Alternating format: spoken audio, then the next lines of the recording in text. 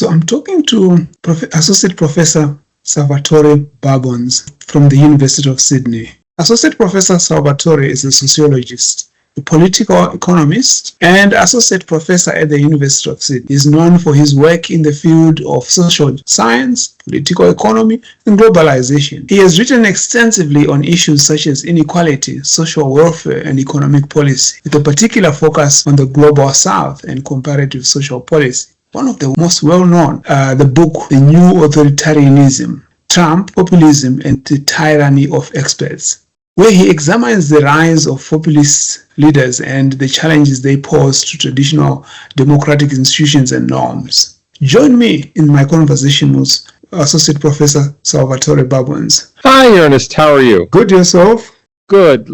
Sure, I appreciate the introduction. My name is Salvatore Babones. I'm an associate professor at the University of Sydney and the author most recently of a book on Indian democracy called Dharma Democracy, How India Built the Third World's First Democracy. But I've also written on a wide variety of topics. In my academic career, I've tried to take on one problem at a time, problem after problem, on wildly different topics, or at least they can seem wildly different. I've done work on economic inequality. I've done research on the BRICS economies, on development in middle-income countries, on quantitative methods for cross-national comparisons. I've written quite a bit on social policy, both in the US and now in Australia. My last book was on Australian universities, called Australia's Universities, Can They Reform? And to give you an idea of the variety, before that was my Trump book. I think everybody wrote a Trump book in 2016 through 2020. Mine was called The New Authoritarianism, Trump Populism, and the Tyranny of Experts. Just to dig a little bit on authoritarianism, why has it become an interesting subject now? It looks like, from my research, a number of people are writing on authoritarianism. Yeah. What are you seeing in the world? Authoritarianism is one of the most misused words in the English language. People use it as a generic political insult. If I don't like somebody, they're authoritarian. Or they believe there's such a thing as an authoritarian personality. If you are bossy, you're authoritarian. The word in its origins, in its original usage, in its technical usage, doesn't mean any of that. It means government legitimated by reference to authority. So, for example, if you say, I have the right to rule England because I am anointed by God and I'm the descendant of the previous king, that's the church has recognized me and the Pope put a crown on my head. Well, that's an authoritarian system because you govern not because you have a democratic mandate, but because the major authorities in society, the nobility, the church, they all agree with your right to govern. Now, in the modern era, we don't have kings and queens for the most part, except in a few countries, but we still do have authoritarian systems. And the classic example would be Vladimir Putin in Russia. In Russia, Vladimir Putin did not have a political party. He came to power because the oligarchs in Russia supported him, the Russian Orthodox Church supported him, and the security services supported him. He was a former KGB officer. So all the major sources of authority in Russia in the late 1990s and early 2000s supported him. He did not even have a political party.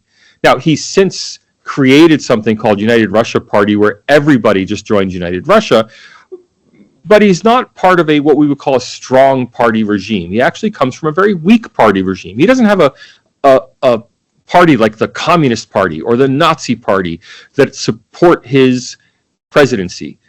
Instead, he has been supported by all of the major institutions in Russian society. He is an authoritarian.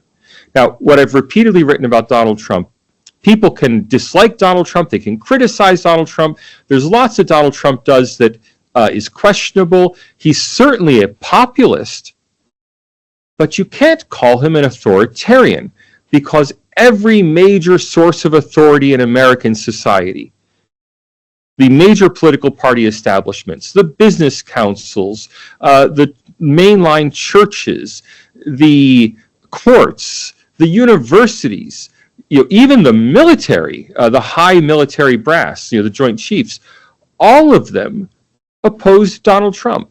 He is an anti-authoritarian.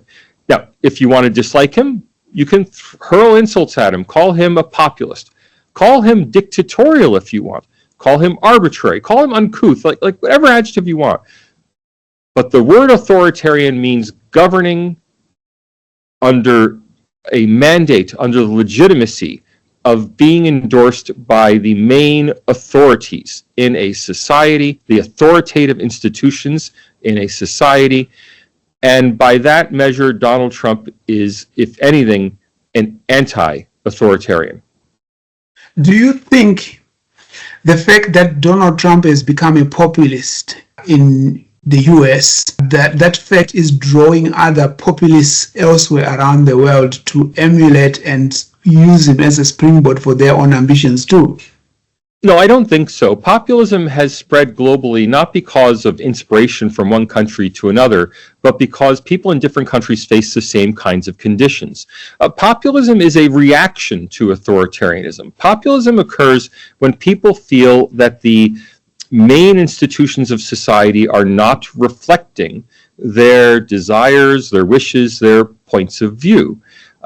So, for example, if the press won't publish your articles. Let me give an example everyone will be familiar with. If during COVID, the coronavirus pandemic, if YouTube, Facebook, all of the newspapers and all of the TV channels won't publish your alternative views about COVID, well, then you go to populist venues. You go to the podcasts. You go to the dark web. You go to places where you can mobilize popular support in the absence of institutions.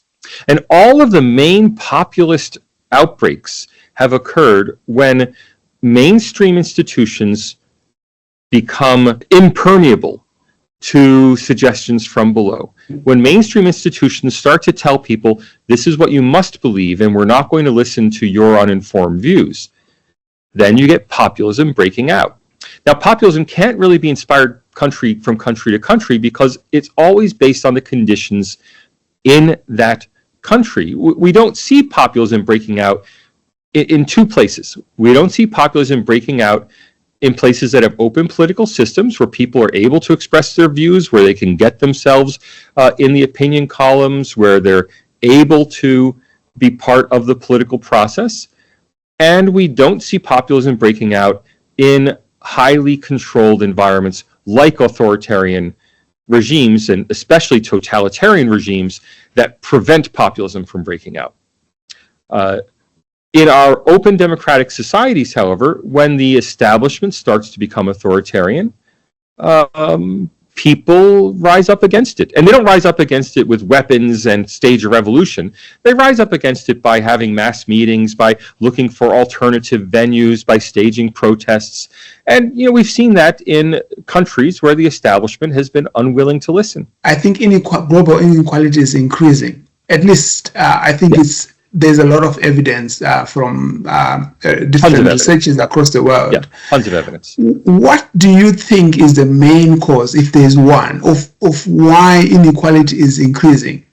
Because on one hand, people really see that the economies are actually growing, life is improving, but inequality on the other hand is actually moving the opposite direction. One would have assumed that if economic growth is improving, then distribution also should be improving. So first, let's have some precision in terms. Global inequality is often used to mean the differences across the entire world in levels of income. Global inequality actually declined for many decades as China was growing, because China was poor and it grew towards the middle. And as China passed through the middle and started to rise above median income of the world, global inequality started to rise again. But that's usually not what we mean when we say inequality. Inequality, what we usually mean is within each society, are conditions becoming less equal. Now, in that sense, there has been a global spread of inequality within each economy. That is, almost every economy in the world, not everyone, but almost everyone has become more unequal, less equal over the last 40 to 50 years. That's been especially pronounced in the United States and United Kingdom. It's It's been somewhat present in Australia, New Zealand, and the other English-speaking countries. There's been less of an increase in continental Europe. We don't have good data for most developing countries. We do know that inequality has increased within China dramatically, and that inequality has increased within India quite dramatically. And we know that because we have reasonably good data for China and India. They're very large developing countries that have pretty good statistics. For most developing countries, we simply don't have the numbers, but where we do have numbers, the numbers indicate that inequality is rising. Now, there are lots of theories as to why inequality is rising. Some people say it's due to globalization.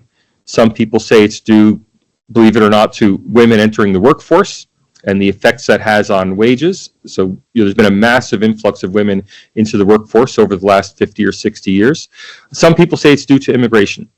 My own view is that it's largely due to changes in domestic policy. That is, we have changed our policies in countries around the world from policies that are more egalitarian to policies that are more neoliberal, that promote greater inequality. And that spread of what we call a neoliberal approach. Liberalism is the idea in the 19th century that people should be free to make whatever contracts they want. Neoliberalism is the return of that idea after a period of heavy regulation. The whole world experienced heavily regulated economies from the 1930s until the 1970s, during and after World War II. Starting in the 1970s, economies started to liberalize and open up. And when you let people compete, inevitably, some people rise to the top and some people fall to the bottom. And so I think we can explain essentially all of the increase in inequality that we've seen since the 1970s by the degree to which countries have liberalized their economies. That is, the degree to which they've opened them up to free competition, to companies being able to hire and fire at will, to relying on individual employment contracts instead of on union negotiations for employment, the degree to which they've allowed part-time work instead of insisting that companies hire full-time. All of these factors have led to a rise in inequality. In Australia, there's been a very specific example, which is the superannuation system. So the superannuation system has allowed people to save for retirement with tax benefits, but of course, whoever has a better job will have more retirement savings, and so they'll benefit more. Whoever has is unemployed or has a low-wage job, they'll benefit less. So although there's much more retirement savings in Australia than ever before, as a whole, and although the average person now has more retirement savings than before the superannuation system, the inequality is much higher between people who have less retirement savings and people who have much, much, much more retirement savings. Let's go back to what is inequality? What is equality? What is inequality? For a layman on the street, how do you measure these things? We have a technical definition called the Gini coefficient. It's a bit complicated to explain mathematically, verbally. It's very easy to graphically explain it, but it almost doesn't matter because every measure of inequality we have, they're all correlated, 0.9, 0.95 on a scale of 0 to 1. So even if we use a simpler measure that's easier to understand, it will give almost the same result as if we use the technically correct measure. The simplest measures are things like the difference between people who have, or the percentage of income going to the top 10% of the population. So if we just look at a country and we ask, what percentage of all the pay, all of the income that's being paid to everybody, what percent goes to the top 10% of the people? If that figure is 50%, that's a highly unequal society. Half the money being paid is paid to only 1 in 10 people. On the other hand, if the figure is 25%, that's a relatively equal society. Yes, some people make more than others, but the people who are making a lot aren't taking all the money away from everybody else. And so it's a very simple measure. What percent of income goes to the top 10%? Sometimes we use what percent of income goes to the top 1%. That's because there was a whole rhetoric about the 1% and the 99% that we saw in the inequality protests that came along about 15 years ago. But it's a simple measure, easy to understand how much money is going to the highest paid people as a percentage of the total money in society. So bringing it home here in Australia, are there specific indicators or causes of inequality that we can say, okay, these are the things that are causing inequality in Australia. So the first thing, I already mentioned superannuation as a form of retirement savings. If everyone were relying on an age pension, of course, everyone gets the same age pension. If you rely instead on superannuation savings, then you get massive differences.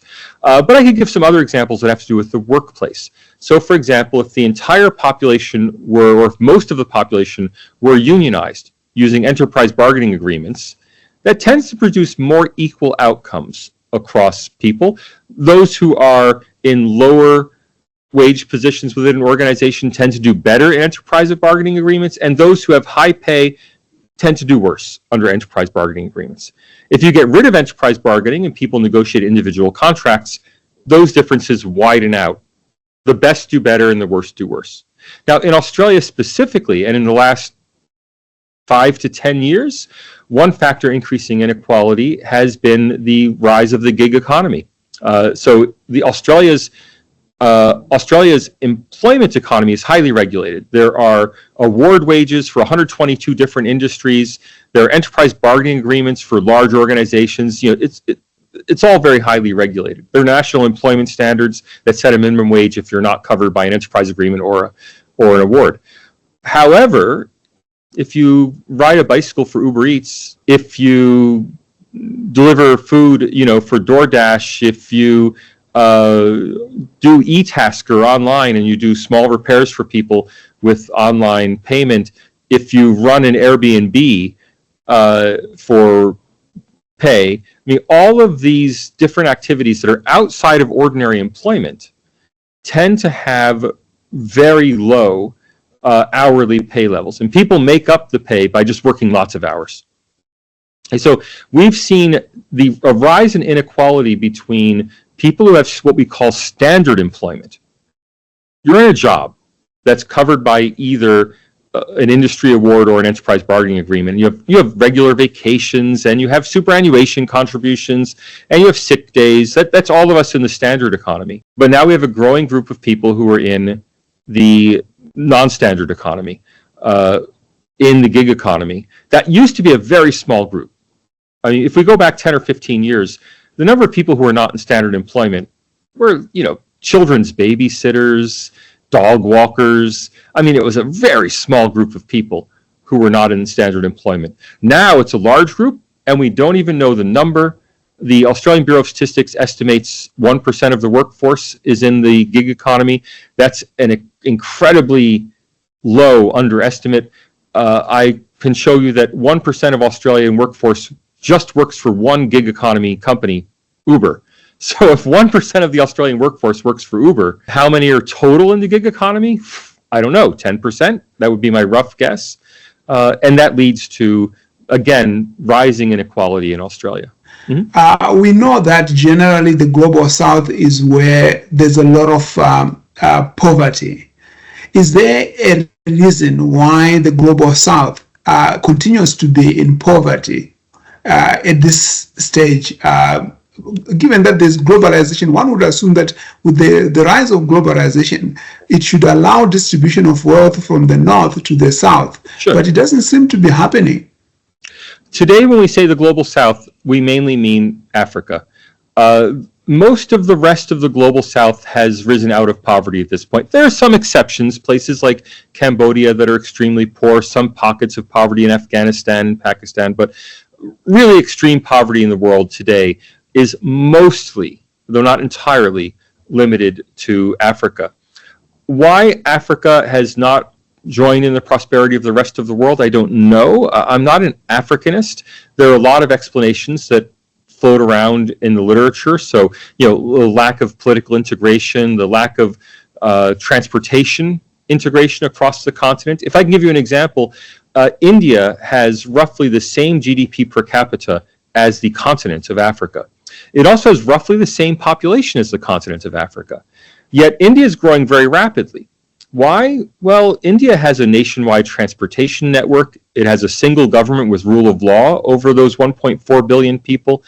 Africa has over 1 billion people, but governed by some 54 different governments, poor transportation links between the individual countries in Africa, varying levels of rule of law depending which country you're in. There's no central, so like in India, individual states might be very poor and have poor rule of law, but they're stabilized by the fact that a central government keeps them in order. In Africa, of course, those individual countries, which are the same population as individual Indian states, they don't have that stabilizing influence of a government at the center. So there are a lot of explanations that are offered for low levels of development and growth in Africa. They range from, old-fashioned explanations like climate and disease to infrastructural explanations. Of course, there are racialized explanations. Some people make this a race-based question. Not a lot of reputable academics, but nonetheless, the opinions are out there. It would be wrong of me not to pretend that there's no racism in trying to explain the lack of development in Africa. But whatever the reason, it's not just a pocket, the main group of countries, over 1 billion people, that still have serious levels of poverty and exclusion from the participation in the global economy. Most of that group is in Africa. You made an argument that globalization has a lot of benefits. And as we see populists trying to roll back globalization and the benefits that globalization brought, do you have any concerns of what might happen and where the challenges might be? Obviously, we can look at the more recent example, the election of President Donald Trump and the tariffs that has been instituted. Do you see any link with populism, but also the rolling back of globalization? First, globalization both creates benefits and creates problems. In countries that are well governed, the benefits of globalization can be used to mitigate the problems caused by globalization. So in a country like Australia, Australia has lost its auto industry due to globalization. You can't buy an Australian-made car today.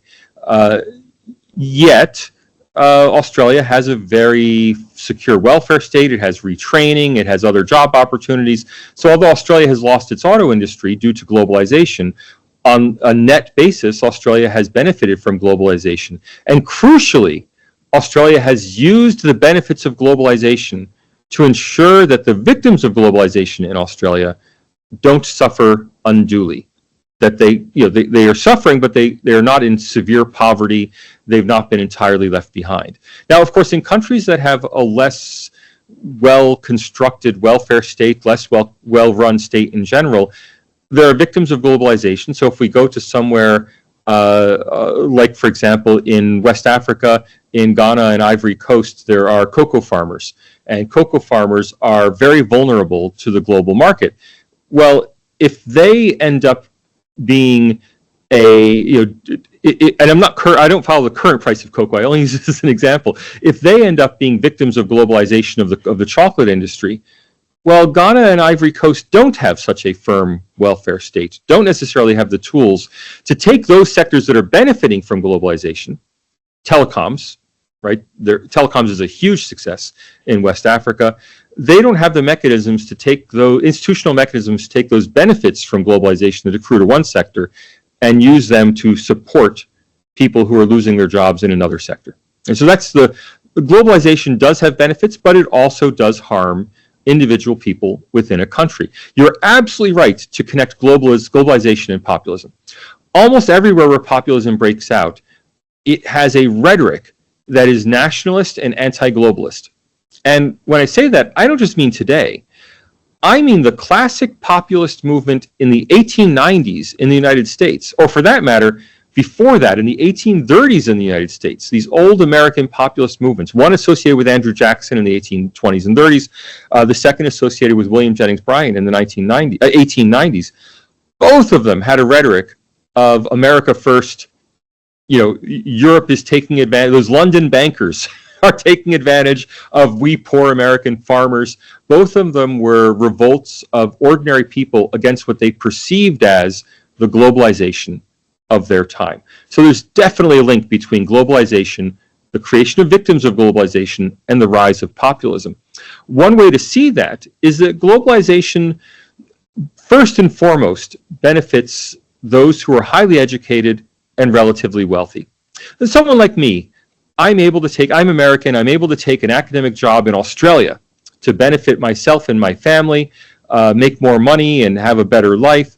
Well, I'm an enormous beneficiary of globalization, the globalization of academia. If you go back 70 years, every Australian academic would be Australian, maybe British.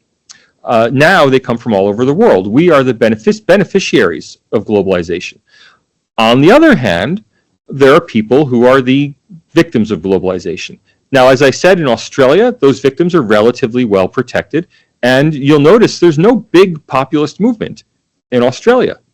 However, in the United States, where the welfare state is much less developed than it is in Australia, where there's much less funding and effort made at job retraining and at mitigating the calamities that come with unemployment, well, in the United States, yes, globalization benefits people like me, and the people who are dispossessed by globalization, they join these populist movements that seek to rebel against the establishment. I want to link that with the idea of protectionism, because obviously one of the things that seems to tie in populism is the need to protect an economy under the assumption that by protecting the economy, you actually doing the best for the economy. Does that work? So first, you're right that it's rhetorically connected, that people like Donald Trump use the rhetoric of populism to promise protectionism. That said, I don't think what Donald Trump is doing in the United States is protectionist.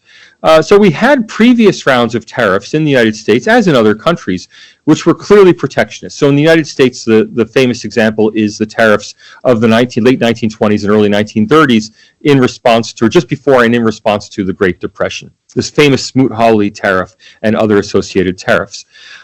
Those tariffs were clearly protectionist in that they were meant to make Americans buy American and to exclude companies from imports from other countries. That's not the purpose of the Trump tariffs. Trump is using tariffs as a tool to get better trade deals for Americans. That is, to get trade deals on terms that are more favorable to the United States. So Trump's tariffs are not permanent tariffs saying we want people to make everything in America and we're going to exclude the rest of the world. They are tariffs saying, I'm going to put a 25% tariff on your country until you come to the negotiating table and reduce your restrictions on American exports. Now, you're correct that Trump uses the language of protectionism. He constantly talks about bringing automobile manufacturing back to the United States. But using the language of protectionism to get political support is different from actually embracing protectionism. Overwhelmingly, Trump's tariffs seem to be designed, and he says they're designed, to force other countries to negotiate. And the biggest issue for the United States in these negotiations is non-tariff barriers to trade. So as Trump is fond of pointing out, virtually no American car is sold in Europe or Japan. Millions of European and Japanese cars are sold in the United States. Now, why is not a single American car sold in Europe or Japan?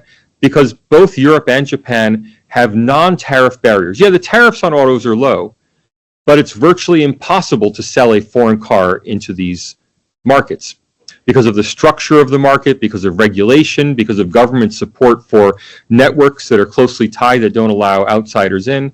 So what Trump is saying is open your market or we won't let your cars in. Now, I'm not an economist. I can't give you a good estimate on how effective those will be and how costly those tariff wars might be. But what I can say is they're not really anti-globalization. That is, the ultimate purpose of the Trump's tariffs are to expand globalization by breaking down barriers in other countries. The United States and the United Kingdom tend to be among the most open economies in the world, actually Australia as well. These are all countries that generally allow anybody to export into their economies with very few non-tariff barriers. That is, and especially the United States market, it's extremely easy to enter the US market. There's virtually no barrier to setting up a business, importing, bringing your goods in and selling them. That's different. All other developed countries, plus China and India, all have highly regulated internal markets that are difficult to penetrate. And so if Trump is able to break down those internal barriers, he will in effect be forcing other countries to globalize to the same extent that the US has already globalized. I want to digress a little bit.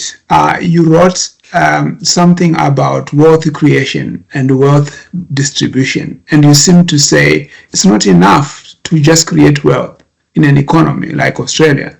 Wealth needs to be distributed better. Where are the opportunities for this happening for an economy like Australia? And probably you could infer for the whole world. Conservatives are often very upset by the whole idea of wealth redistribution, but the fact is every modern society redistributes wealth, and they all redistribute wealth on a large-scale basis. This is not something that only Marxists do, or you have to read the Communist Manifesto to get.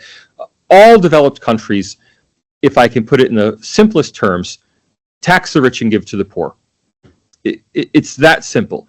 Whether we should or not, we can debate, but when I look at things as a social scientist, I say if every developed country, if every country over $20,000 GDP per capita has a massive program of redistribution, it's probably just a feature of rich countries that they do this. And I don't particularly get into philosophical questions, could we have a society that didn't redistribute? Because every society, every developed society, redistributes. Now, we do that because partly for humanitarian reasons. We don't want to live in societies where we're stepping over people in the streets who are seriously suffering. We don't want to see children begging in our metro stations. And so we provide a rental subsidy, we provide a food subsidy, we provide Centrelink payments for people to ensure that they're able to live. We also have institutional mechanisms that raise wages for those on low incomes. Again, the modern awards governed by the Fair Work Commission and enterprise bargaining agreements all raise wages for those who are on the lower end of the salary scale. And we all have mechanisms that take money from the rich, the most obvious being taxation. Your taxes rise. The more income you make, the higher rate of tax you pay on it. So this is just something that's present everywhere. Now, I might also point out it's economically efficient to tax the rich rather than the poor. Economics is based on the idea of utility. That is, the goal of a society is to maximize utility, not to maximize money, to maximize utility. So if I think, what's the use of an extra $100 to a person who's driving for Uber Eats? What's the use of an extra $100 for me? And what's the use of an extra $100 for the chairman of Macquarie Bank? Well, obviously, that $100 has much more utility for the person driving Uber Eats. They really care about that $100. It'll make a really big difference in their life. If I gave a $100 tip on Uber Eats, I'd be Superman, right? The person would be thrilled like they came to my house. If I get $100 in the mail, like I'm part of a class action for ANZ Bank, and I got an email saying I'm going to get $90 as part of this class action. Oh, okay, great. Thank you. I'm glad to have it. I'll take my wife out to dinner, but it's not going to change my life. It has medium utility for me. Of course, the chairman of Macquarie Bank wouldn't even notice an extra $100 in the pay packet, right? Like, well, $100 more or less. It wouldn't even register. Okay. So if we want an economy that maximizes utility, it makes much more sense to tax high incomes where the utility is relatively low and to redirect that money to people on low incomes where the utility is very high. So having a progressive taxation system isn't just what all developed countries do, it's usual social policy. It also is economically efficient because it takes money where it has low utility and redirects it where it has high utility. And the only debate we have is the scale of this redistribution. The question is not, should we redistribute? The question is, should we redistribute more than we currently do? Or should we redistribute less than what we currently do? No politician of any major party in any developed country advocates that we should not redistribute. The question is always, how much should we redistribute? Do you think the redistribution we're doing enough as an economy, obviously in Australia, but also across the world as you picture it? Because I see a lot of campaigns which started by people across the world, some of them are advocating that the rich are not paying their fair share of income to the fiscus. So is that true? Should they be paying more? Because one argument I keep hearing again and again is that they work for the money. They should be allowed to keep some of the money. They are paying what is legally required for them to pay. So why should they be unfairly treated by paying more? So first, that argument, why should the rich pay more, I really want to dismiss. Because even the rich agree that the rich should pay more. No one expects the richest person in Australia to pay the same tax as the poorest person in Australia. So we all agree on the principle that the rich should pay more. The only question is how much more. Now, of course, rich people never want to pay more, and I will say middle-class people never want to pay more. Everyone thinks they're poor, and everyone thinks someone else is the rich, right? That said, in a country like Australia, there's clearly room within, if our goal is not to please the rich, if our goal is higher economic growth, greater shared prosperity, there's clearly room for higher taxes in the high end and more support on the low end. And I say there's clearly room for that because we have lots of data from other countries that have higher degrees of distribution that do equally well economically to Australia. We also have examples from Australia's past, when Australia grew at the same or faster rate when it had more redistribution than it does now with less redistribution. So we have lots of circumstantial evidence. Now, I have to emphasize, to an economist, this is not evidence. To an economist, we need a statistical model that econometrically shows this is true beyond a reasonable doubt. Well, we can never get that. What we have to do is ask, what's reasonable? Could the top tax rate in Australia be raised from, I think it's currently, is it 39, and could it be raised to 45? Yeah, there's room for that. Should it be 82%? No, probably not. Where that line is of when high is too high, I don't know. A lot of people internally feel that morally that line is 50%. If the government takes more than half of what I earn, that's wrong. But the argument that all taxation is theft just can't be admitted because, well, all societies have taxation. It's something that's necessary for running a country. There's a lot of talk about political polarization in today's world. I think it's sort of permeating the whole world, but more so in the US and perhaps in some countries in Europe. Do you think political polarization is on the growing trend, or it's something that is a fad which is likely will come to an end very soon? Political polarization is very difficult to measure, and it's not clear that it's a bad thing. In fact, I would say that political polarization makes countries more democratic. If I were to say, instead of that term political polarization, if I were to ask you, are people getting more choice in their politics? No. You think, oh yeah, choice is a good thing. We want more. Yeah, we want more choice. Well, that's what polarization is. It means that instead of having a single point of view that everyone shares in the political sphere, we're having alternative visions of countries being offered. Now, I do think that populism has forced some degree of political polarization, if you want to call it that. Again, I would call it greater choice in politics, by people being unwilling to vote for the existing major parties. But we had a situation in the UK before the Brexit vote, in the US before 2016, in Australia even today, where the two major parties pretty much offer the same options. Neither one is offering any substantial difference from the other. In Australia, the difference between Liberal and Labour is very slender. It's a difference in style. They are different parties. They do have different styles. At the margins, they would do slightly different things.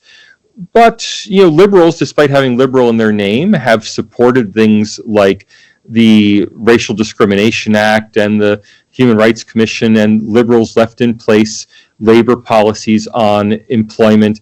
And again, Labour's left in place the Liberals Stop the Boats campaign against refugees. Labour has left in place the Jobs Ready graduate package that they so heavily criticized in universities during the 2022 campaign.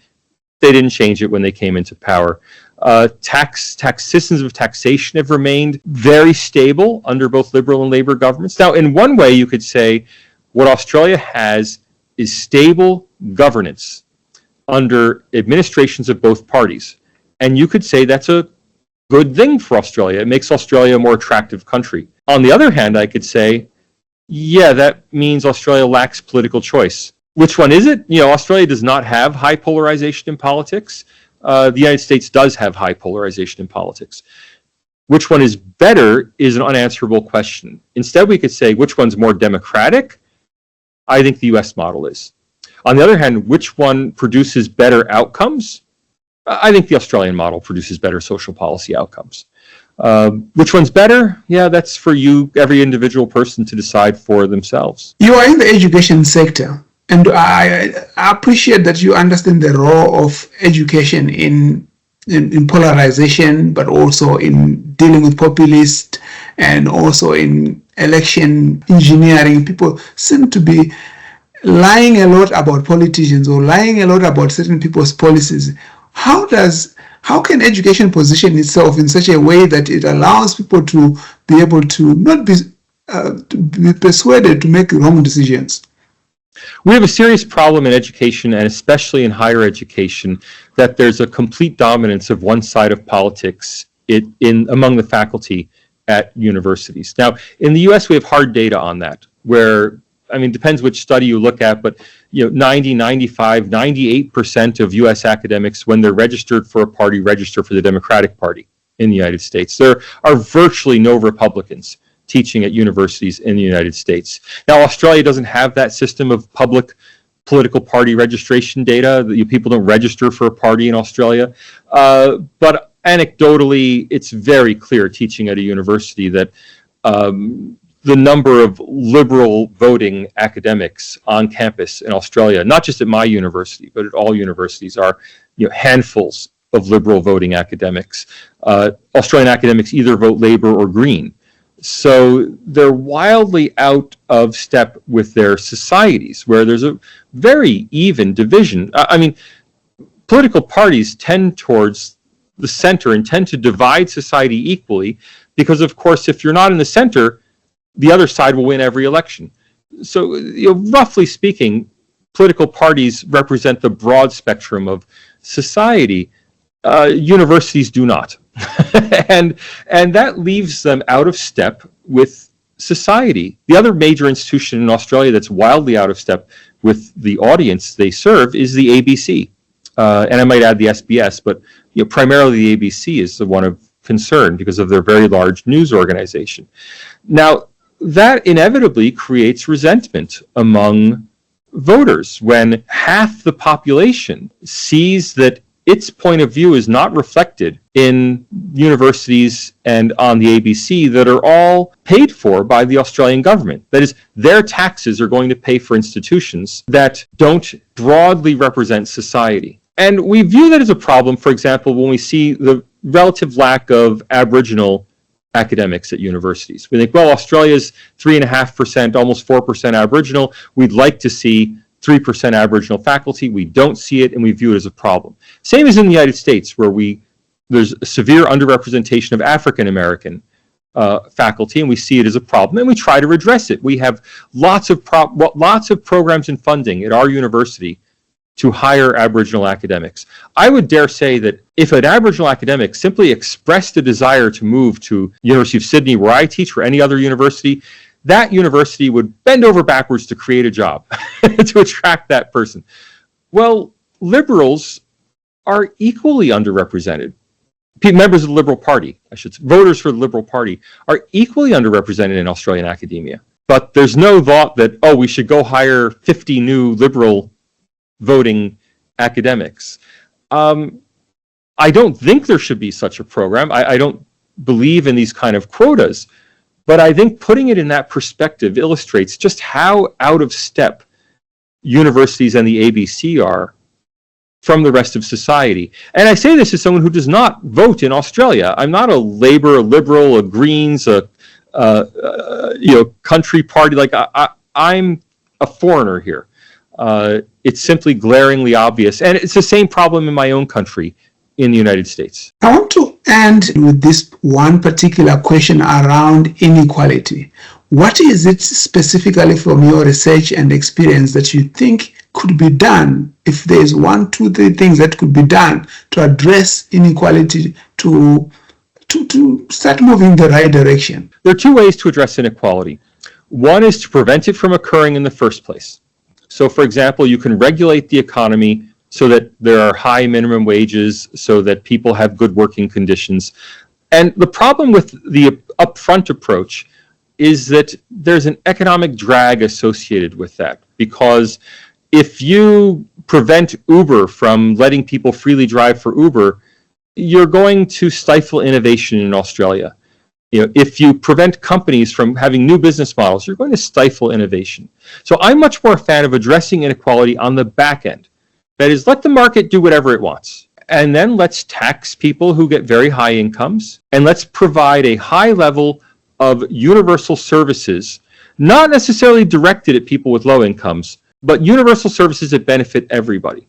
So, for example, those on high incomes pay the most in tax, but everybody uses the roads for free. In effect, what we're doing is a transfer from rich to everybody, which means a transfer from rich to poor. That is, the poor are disproportionately getting more road for their money in taxes than the rich are. And I think it's really the best model for addressing inequality. Let the economy do what it wants, address it on the back end by taxing those who benefit disproportionately, and then use that money to provide services for everybody. Make Medicare really first class. Spend the money so that everybody gets really good health benefits. Add dental care to Medicare. One problem if I'm poor is I can't afford dental work. Well, instead of saying we're going to raise your salary so you can afford it, let's just give the dental work, right? Then the person doesn't have to worry about their salary because they're getting free roads. Everybody gets that. Yeah, everyone in Australia gets almost free medical care with Medicare. Well, let's add dental care to that. Let's provide more highly subsidized university tuition. Let's provide pre-university educational services. Let's provide free technical education for those who are going to pursue trade careers. Right. So that way of redistributing is a back-end way of addressing inequality. We'd still have a highly unequal society, but we wouldn't feel it in our day-to-day lives. What is one statement you would want to say about the rise of populism in today's world? Obviously, we seem to see it to be rising. Don't be afraid of it. Populism is a positive force in almost all cases.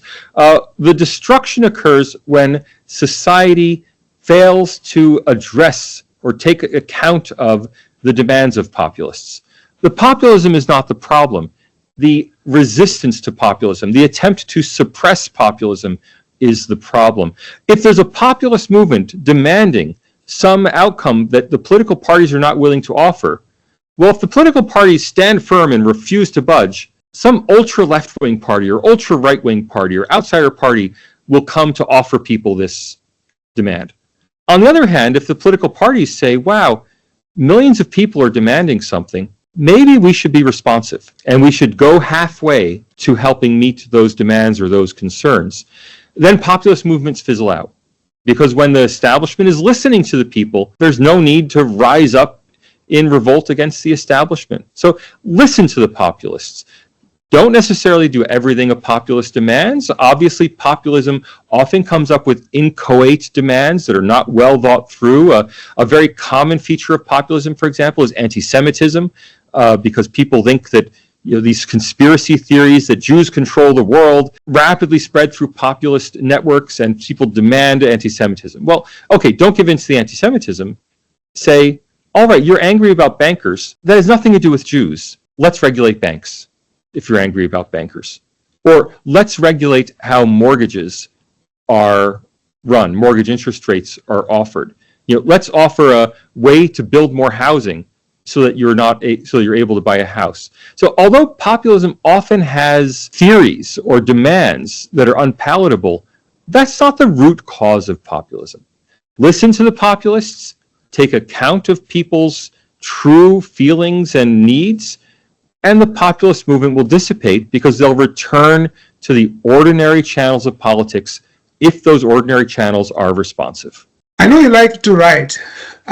What are you researching on? How do people contact you if they need you to share anything?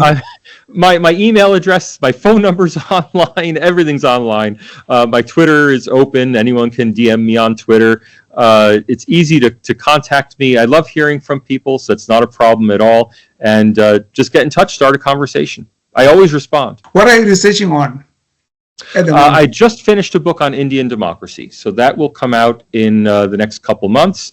And my next book, I think, is likely to be on these topics we've been talking about, but mostly focused on the democracy in decline narrative.